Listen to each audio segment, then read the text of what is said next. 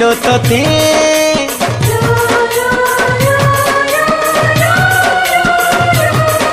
ওকে began মনৰ কথা কহি নাই পারে তোতে।